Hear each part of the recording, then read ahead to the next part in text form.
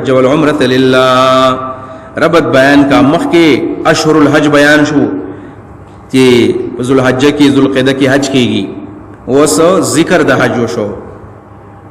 اللہ یتم الحج والعمرہ حج عمرہ تاسو پورا کئی حج عمرہ پورا کئی. د حج د عمرې پورواله د دې علماء دو معنی کړی دي. یو معنی دا ده چې د حج د عمرې پورواله دا ده په اکمل وجبانه تاسو حج وکړي. اکمل وجبانه یعنی د حج او د عمرې چې کوم شروط دي د دې کوم آداب دي کوم حکمونه پدې کې د الله له جانب دي دا غي پاس وکړي دا غي خیال وکړي او په کامل طریقه باندې تاسو حج وکړي. یو معنی دا ده. لکه حدیث کې راځي الحج المبرور ليس له جزاء الا الجنه. د قبول شوی حج بدله جنت ته. او حج فرض عمل له عمره سنت عمل له. دویم نمبر د اتمام الحج او د اتمام العمره دا معنا دا چې کله تاسو د حج د عمره اراده وکړي او د حج بیا به تاسو دا نه پرېږدئ بلکې دا به سر ته رسوئ او بالفرض کې احرام وتړلی شو او بیا هم تاسو حج لانړی عمره لانړی او په نیمه کې راغلی او حج هم پرېښود او عمره هم پرېښودله نو دا د باندې اوس فرض دي دا به اوس خامخا کې کال به دا حج کې کال به دا عمره کې. او دا نبی صلی الله علیه وسلم چې کله حدیبیه ته راورسېدو دی خو احرامونه تړلي او هغه دشمن راغی او دشمن بند کړل نو نبی علیه الصلاۃ والسلام کم و او یا قربانی چې وسره وی هغه حضرت علی سے وسره تعاون کو هغه حلال کړلې قربانیان وشولې سرونه وخرول او واپس راغلل او کله نبی علیہ الصلوۃ والسلام د جهرانین ملګرو واپس عمره القضاء وکړه. ګوره اتمام الحج عمره دا شو چې عمره حج پاتې شنو کله واپس وسوکا دا نبی علیہ السلام عمره القضاء بیا کړی دا. نو دا د اتمام الحج او د اتمام العمره مسله ده. فان احصرتم دې ځکه یو مسله ده غته ویل کېږي مسأله الاحصار. قرآن حدیث فقہ کې ردی تفصیلات راغلي فقہ کې قرآن کې اجمالی مسله بیان شولا. احصار احصار څه ته ویل کېږي نو بعض علماء احصار صرف په دشمن باندې کېږي یعنی احصار بندول. حج عمره روان دي حاجی صاحب روان دي معتمر صاحب روان دي او په لار کې دشمن را پاسې دوه جزدي افغان پرېږدم نو احصار وشو دشمن باندې بالعدو. او دا څوک چې بند کړل شو دته ویل کېږي په فقہ کې په شریعت کې محصور دا را بند کړل شو. علماء احناف دشمن دے یا بیماری دا یا سبل مصیبت راغے خدا د نیمه لار نو واپس کیږي دته ویل کېږي د احصار مسله. او د احصار مسله دا سدا چې کله سړی حج روان دی عمره روان دی او په لار کې محصور شو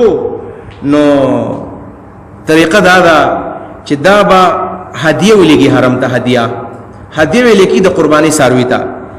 یعنی دا چې ځان حلالي دا طریقه ده د محصور کېدونه او د حج د عمره د احرام نه د ځان کولول لپاره طریقه دا ده چې دا به ساروي والی په پیسو باندې او دا ساروي بولیږي حرم ته. د احناف په مذهب کې چې کله حرم ته ورسېدو او د طبيع په مصدقه اطلاع ملاو شو چې ستا ساروي حرم ته رسیدلې ده دا غنرستو بیا به سر به وخري او دا برازي او احرام به کولاو کی او کله بیا چې کله وته ټیم ملاو شو نو دا حج عمره بیا وکي. دا د احناف مذهب دی. او امام شافعی رحمه الله فرمایي چې په کم ځای کې دی په دغه ځای کې به ساروي حلال کی ځکه چې نبی صلی الله علیه وسلم په حدیبیه کې دی او حدیبیه د حرم د حدودونو بار ده په دغه ځای کې هغه ساروي او یا ساروي حلال کړی دي. او امام ابو حنیفه رحمه الله فرمایي چې نه هدیه دا محل د دې دا دی چې دا به د ذبح ځای ته رسیږي او د ذبح ځای کم دی کم چې د حرم حدود دي دا اوس را خلاص کړل شو. دا مسله ته بیان شولا. نو اتم الحج والعمره لله حج عمره پورا کید الله لپاره فین احصرتم کتا سبن کړل شوې د عمرینا د حج د پورا کولونه د احرام نورستو فمستیسرا غچ اسانی پما منا فعلیکم یا فواجب علیکم لازم دی پتا سبانه ما اغه ساروی استیسرا چ اسانی من الهدی چا هدیه دا هدیه سلور قسمه عبد الله ابن عباس سلور قسمه ساروی یو اخده یو غوادا یو ګډ ده او بل چيله ګډو یعنی د ګډو بيزونه په ګډو او ګډا او بيزو چيله او غوا او اخادا سلور قسمه حیوانات د په هدیه کې راتلی شي. نو دا د احصار هدیه ده. د احصار هدیه د دې سره سره د حج اقسام ز بیان کو نو پاغي کوم د هدیه ذکر براشي. حج چونکه دلته یو سو احکام د حج بیانېږي شریعت کې ټول درې قسمه حجونه دي. درې یو ته ویل کېږي حج تمتع او یو ته حج قران وای یو ته حج افراد وای او رسول الله ذکر روان دي نو مخکې زه بیان کوم حج تمتع دیته وای چې د حج په میاشتو کې یو سړی روان شي د حج میاشتې کوم دي شوال ذوالقعده لسر ذوالحجه دا او یا ورځ جوړیږي او یا دا او یا ورځ د حج دی حج کو اصل کې په دې 15 شپږ ورځو کې کیږي د میاشتو مقصد دا دی چې بعض علاقې ډېرې لري او هغه چې راځي ډېر غټ ټیم په کې تیریږي نو الله د رعایت په تور باندې دا درې وړه میاشتې د حج د پاره وګرځولې شوال ذوالقعده او ذوالحجه لس ورځې نو په دې میاشتو کې یو سړی احرام وته چې ال تورسېدو نو دا اوس په دغه ځای کې عمره کوي عمره وکړه عمره چې وکړه اوس د عمره د کولو نو ورستو د واپس احرام کولاو کو خدای احرام د کولاو نو ورستو د حرم د حدود نه بار باندې راوځي دا کوم چې 48 کیلومتر حدود ما بیان کړل د میقات نه بار باندې راوځي د میقات کې دنه د پاتې شو او بیا د حج ورځ رااله اتم تاریخ راغی ذوالحجه یوم الترویه او یوم عرفه او یوم النحر او یوم الجمار ایام الجمار دا ورځ چې کله رااله واپس بیا احرام وتړو او د سکارو کو د حج کو پسې نو په یو سفر کې د هم عمره وکړه او هم سه وکړل یو حج وکړو امام شافعي رحمه الله خو د نقصان وشو کمیته وشو ځکه په یو سفر کې دوه نو پکارو عمره لزانه سفر پکارو حج لزانه سفر پکارو دنه کمې وشو نو الله په جرمانه ولګول د جرمانه په تور ورته چې تاسو وکا توس هدیه توس قرباني وکا هدیه وکا او قرباني وکا دته ویل کېږي د جرمانه دم دا شو پکار خدا وزانه سفرونه کړي په یو سفر کې دوه کارونه جمع کړل نو الله ته جرمانه اخلي چې ته قرباني وکا نو په حج کې دا قرباني جرمانه ده دا مذهب د امام شافعي صاحب دی امام ابو حنیفه رحم الله وینا دا په یو سفر کې دوه کارونه وکړل نو دوه خیرونه جمع کړل یو حج وکړو یو عمره وکړل نو په یو ټیکټ کې دوه مزه را للی لہذا دا د شکرانه دم دی دا د الله شکریا ادا کولی چې الله دومره لوی احسان دی را سره وکړو چې دا به بیا کله راتلې عمره مې کولې شنو مې شو کولې حج مې کولې شنو مې شو کولې او تر باندې په یو سفر کې دوه جمع کړل نو دا شکرانه او د شکرې په تور باندې دا قرباني کوي یو د قدم دی دا حج تمتع دی په یو سفر کې په دوه احرامونو باندې دوه اعمال کول د حج تمتع وایي د امام شافعي رحم الله پنځ باندې دا افضل حجم دی دویم نمبر حج قران دی حج قران دی ته وایي چې د میاشتو په حج کې لاړو حرم ته عمره وکړه خو بیا د حج د ایامو پورې احرام نه دی کولاو کړي په تکلیف باندې ځان په احرام کې پاتې کو ځکه د احرام لوازمات ډېر ګران دي رست راځي چې لا رفث ولا فسوق ولا جدال فی الحج دا کارونه خو نه دي کول پکار ګران کارونه دي خوشبوئی بنه لګي د زنانو سره خبرې اترې نه کوي خاص وغیرہ نو دا ګران عمل دی او د ځان دغه شان وساتو حتی چې په دبانې د حج ورځ رااله د پکې حج مو کو عمره مو کړل په یو سفر کې دوه کارونه جمع کړل یو سفر کې دوه کارونه جمع کړل خود دوه کارونو سره سره په یو احرام کې دوه کارونه وکړل په یو احرام کې نو دام ډېر لوی کار دی ډېر لوی دی وجود امام ابو حنیفه رحم الله فرمایي دا افضل حج دی ځان په ډېر وکړو کوم عمل کې مشقت ډېری هغه الله په نسبت غوړوي نو پدې کې هم بیا سارویل لولي پدې کې هم هدیه ده علماء دا هدیه بيخي واجب ده پدې حج تمتع کې هم دا هدیه واجب او فرض ده او پدې حج قران کې هم ده علماء په کې فرق دا کړی دی چې حج خپل وطن نه بدان سره قرباني بوزي په حج تمتع کې التم غستېش په حج قران کې دا هدیه دا وزن سره د مخ کې نبوزي نو الله حج قران کولی ځکه اجر ډېر زیات دی اجر ډېر دی او احناف دا چې نبی عليه السلام حج قران کړی دی او نبی عليه السلام ځان سره هدیه بوتله ده نو دا غدویم نمبر حج شو او دریم نمبر ته ویلګي حج افراد حج افراد دا دی چې د میقات نه صرف د حج نیت وتړي بس صرف حج عمره پکې ونه کی نو دا چې کله د حج ایام ختم شو په دې باندې قرباني بیا نشتا قرباني به نشتا کم چې د حرم نږدې اوسیدونکو خلک دي هغه به صرف حج افراد کوي هغه به عمره او حج نه یوځای کوي ځکه هغه ته ډېر ورځې دي په عام ورځو کې ځان خپل حج کوي قران او تمتع دا بنه کوي دا د عام او افاقي خلکو د پاره دي نو یو ماویل دا هدیه شو دویم نمبر هدیه د حج قران دا بل هدیه د حج تمتع دا او دې سره سره چې په احرام کې او په حرم کې سړی ښکار وکي نو پاره کې بل هدیه ده بیا دا څلور هدیه اتفاقی هدیه دي دا ټول علما مني دلته یو بل هدیه ده هغه اختلافي ده احناف علماء مني جمهور علما دا غي نه دي قایل هغه دا چې د حج پر اعمالو کې تقدیم تاخير وشي تقدیم تاخير دا ده چې کله سړی شیطانانو ولي د شیطانانو د وشتون ورستو سړی سر وخر یو ورستو احرام کولاو کی اوس یو سړی راغی او هغه احرام اول کلاو کو او وروسته سو کو سره وخرو دا تقدیم تاخير دراغه تقدیم تاخير نو احناف دا وی چې په د باندې هم دم راغی په د باندې هدیه شتا او د عبد الله ابن عباس به یو قول پکې چې من قدم شيئا من نسوکه او اخر فليحرق دما چا چې په خپل مناسک کې عمل مخ کې وکړي ورستو کو دا به ویني توي یو هدیه در دا احناف په مذهب کې شتا جمهور وی دا هدیه نشتا ځکه چې نبی عليه الصلاه والسلام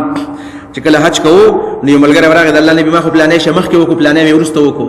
بل براغه دامه مخ کې وکړو دامه ورستو کو ځکه داسې حج خو مخ کې چانه وکړي نبی رسول الله بل ارمي ولا حرج کوو اس باب پکې نشتا کوو صرف اعمال پورا کا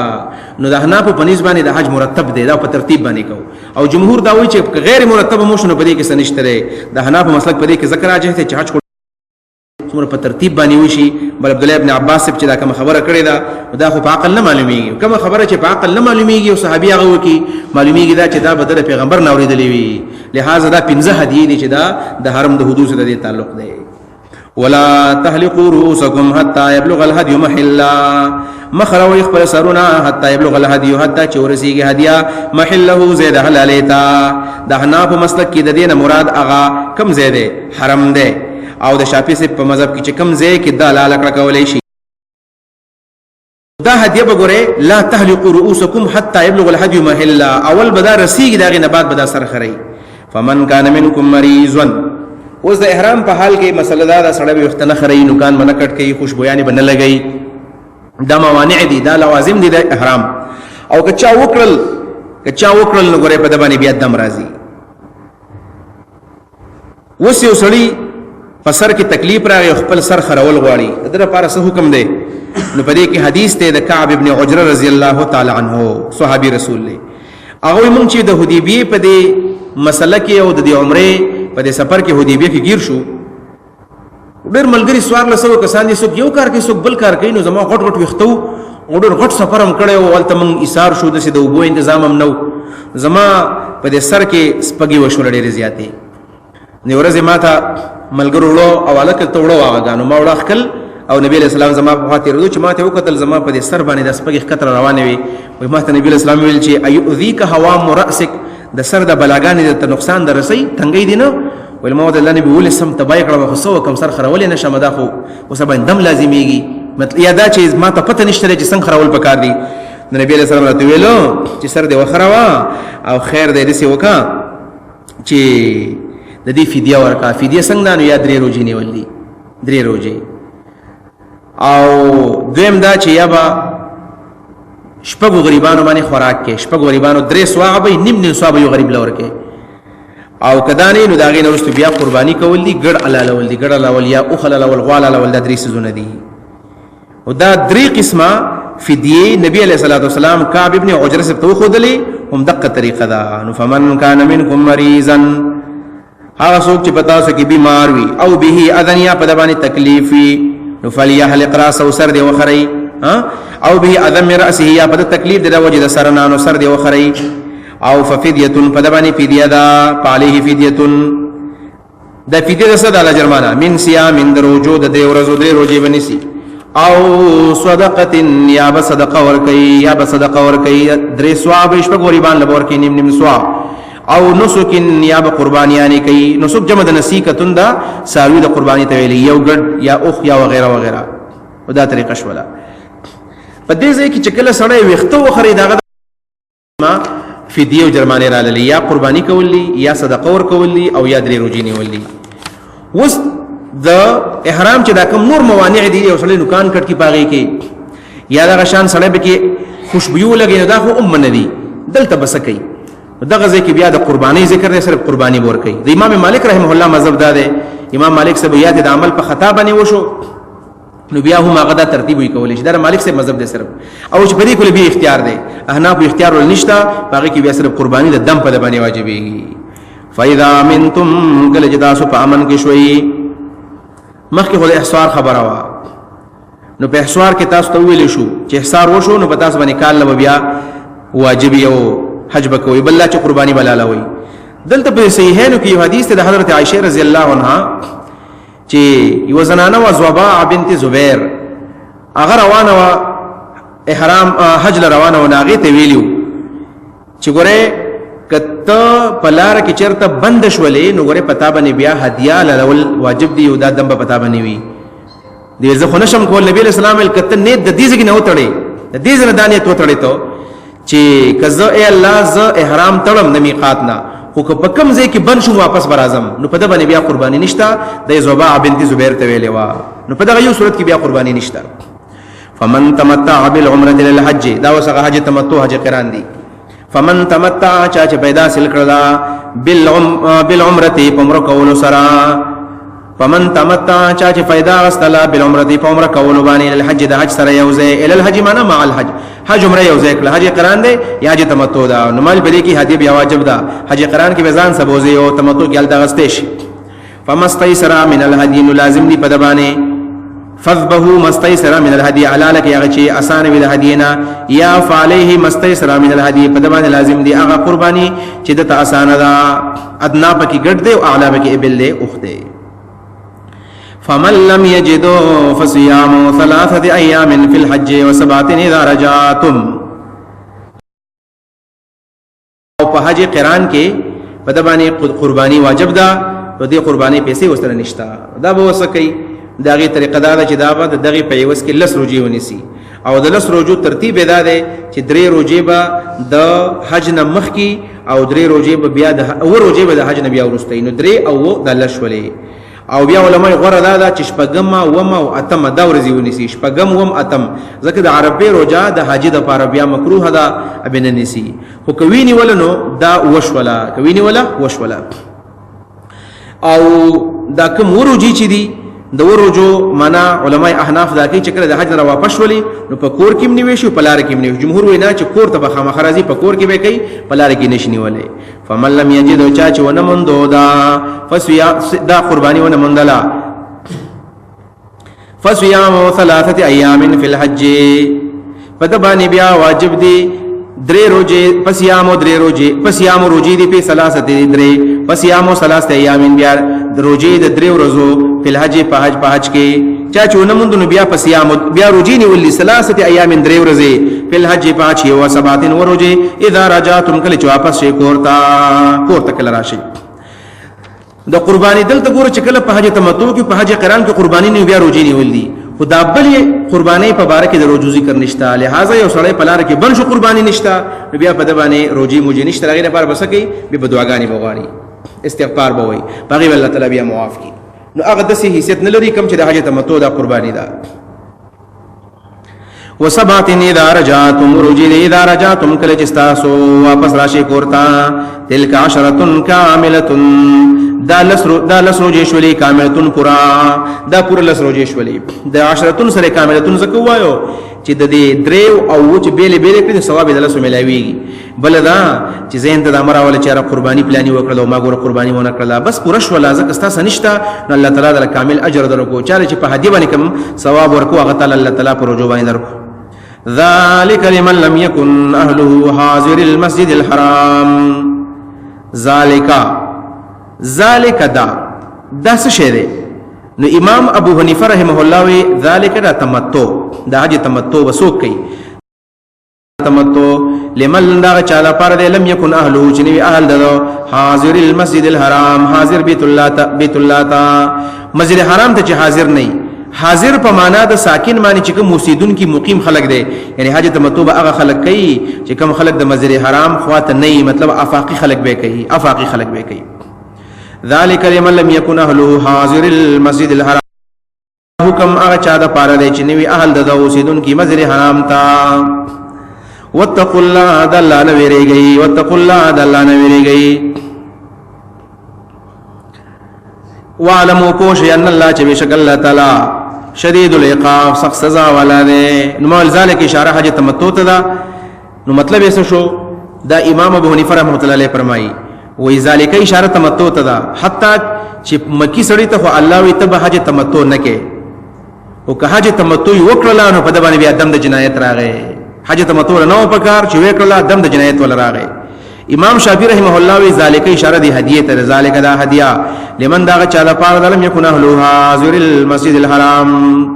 چې نوی اهل د اوسیدون کی مسجد حرام تعالی حاضر شافعی سے مذهب کې کچرتا یو مکی سړی حج تمتع وکړو نو په د باندې بیا دم نشته دی